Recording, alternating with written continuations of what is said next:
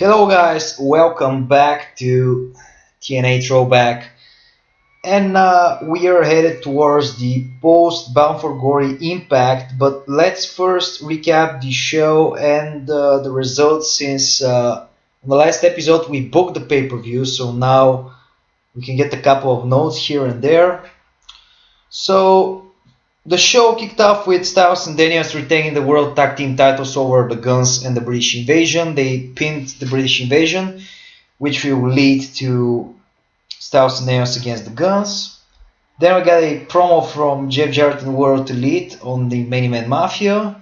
Angelina Love retained the Knockout Championship in a three-way against her former stable mates Madison Rayne and Velvet Sky, while Gail Kim was the guest referee. Jay Lethal defeated Robbie E in a Jersey Shore street fight to capture the Global Championship. Then we got the Main Event Mafia promo on World Elite. Austin Aries defeated Kazarian and Ultimate X to win the X Division Championship. Mr. Anderson defeated D'Angelo Dinero to retain the World Heavyweight Championship, but there was controversy, and we're gonna see on this episode how this will transpire.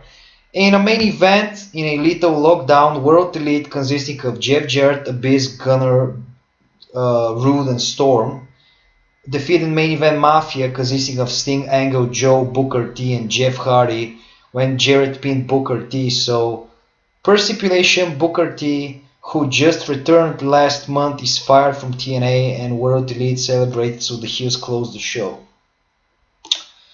So let's move on to the fallout from the show and the actual, movement of storylines, because pay-per-views are always the place to do blow-offs and to do only matches. There's rarely any storyline progression on the pay-per-view, so I can't really comment on the matches itself.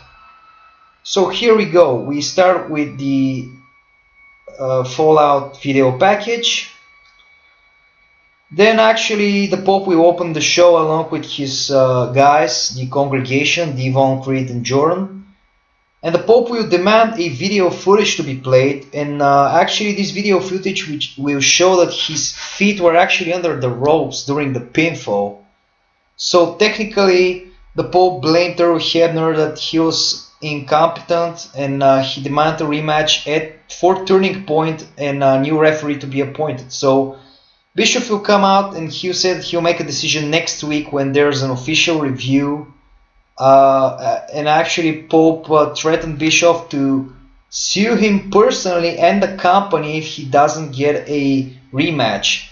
So this is kind of the way I wanted this feud to go, because the Pope is a heel, and he has to get the heat back on him, so he's gonna blackmail, I guess, Bischoff here to get to his rematch. But this is not gonna be really a blackmail, because it's really gonna happen at the pay-per-view. Just Earl Hebner is not gonna see the pinfall, and I have explained to you guys when I was booking the match that there's gonna be controversy around it. This was the only way I can make Anderson retain the title and not strip off the credibility from the Pope. Then we kick off, after this segment we have Homicide defeating Eric Young via Gringo Killer, but they will embrace, they will shake hands. This is going to be the start of a new storyline, and you're going to see what will transpire in the next following weeks. Then Jay Lethal will come to the ring. He'll be dressed up. He'll be in a suit. There's gonna be a special celebration after his title win at Bound for Glory. Flair will return, since Flair was missing for the past weeks because of Robbie E's beatdown. And Flair will say that he's proud of Lethal, and he got revenge for Robbie's assault. So it's gonna be a happy moment for Lethal and Flair. Next thing on the show is gonna be Jeff Hardy beating James Storm in a singles match, but Jeff is gonna get double teamed by Beer Money after the match. This will prompt the return of Rob Van Dam, who will clear the ring from Beer Money with a steel chair, and he'll help Jeff Hardy. Rob Van Dam for the past few weeks was missing after he lost the After he took the pin in the X Division match 3-way at No Surrender, I believe I haven't really used him. That's why. That's because I didn't really have a storyline for him for the weeks leading up to Bound for Glory, but right now I can return him and have him help Jeff Hardy and have some sort of a tag feud for these guys. Then we have Gail Kim congratulating Angelina Love on her win, but then they'll get jumped by the Beautiful People, so this will lead to an impromptu match where Velvet Madison and Tez Maka are gonna defeat Gail Kim and Angelina via fluke pinfall. The show will continue with Mr. Anderson defeating Orlando Jordan in a non-title match, and then Anderson is gonna pick up the mic and he'll laugh at Pope's demands for a rematch. He'll make fun of the Pope,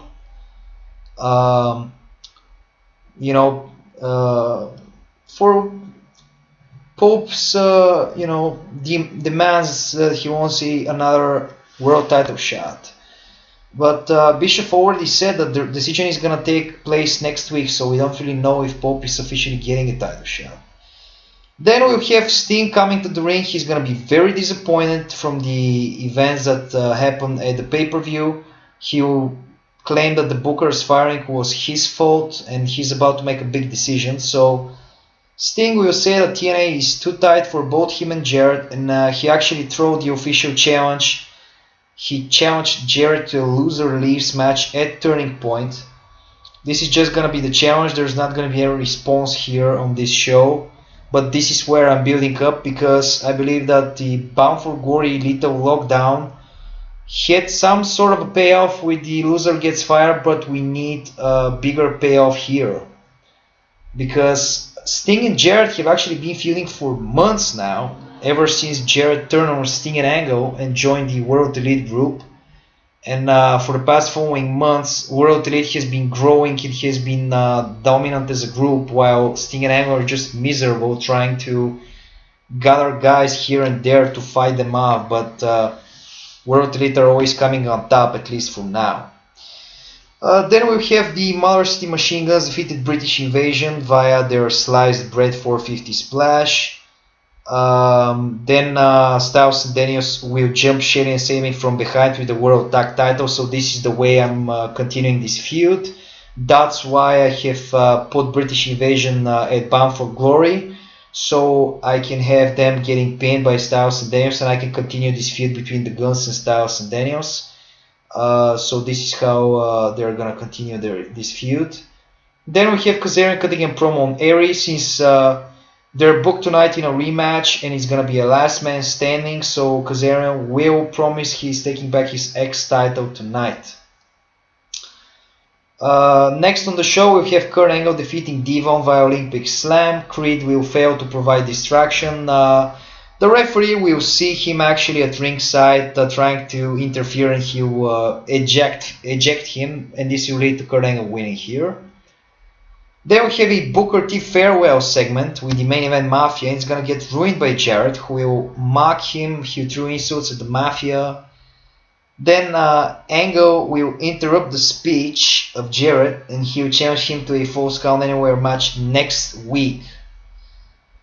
We don't really know if this is gonna happen or not. So on this show only, Sting and Angle threw challenges at Jarrett, but Sting's challenge is far more important. This is the main storyline here. Sting and Jarrett are the main guys. Angle is kind of a side guy. So we'll see if next week it's gonna be Angle and Jarrett, and we're gonna see if Jarrett actually responds to Sting's challenge for a loser leaves TNA match. In a main event, in a great match, a last man standing, Austin Aries is gonna retain over Kazarian, and the show will close with Aries being showered with confetti, and Aries is starting his X title reign with a huge victory. So this was the post Bound for Glory Impact. Next pay-per-view Turning Point is on November 7th, which means we got 3 weeks to build up to this pay-per-view. We will see what will happen on next week's show. Is Jarrett gonna face Angle, and is Jarrett gonna respond to Sting's challenge? So this is gonna be interesting, I guess, for next week. And I don't know what to show you else, guys. We're still first in the rankings. WWE started firing a lot of the guys since they're falling. They're falling actually a lot.